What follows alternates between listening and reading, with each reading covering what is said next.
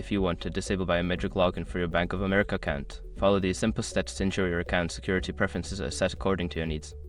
Step 1. Open the Bank of America app. Launch the Bank of America mobile app on your device.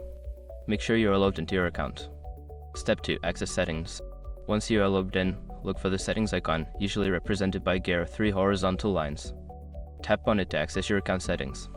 Step 3. Navigate to Security Settings. In the Settings menu, find the section labeled Security or Security Settings. This is where you can manage your login preferences.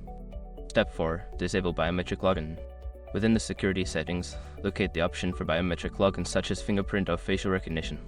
Toggle the switch to turn off biometric login. Step 5. Confirm changes. Before starting recovery, use the SROC.com link in the description to open the account recovery checklist generator and make sure your verification details are ready. Now you have successfully disabled biometric login for your Bank of America account. If you have any further questions or need assistance, feel free to reach out to customer support.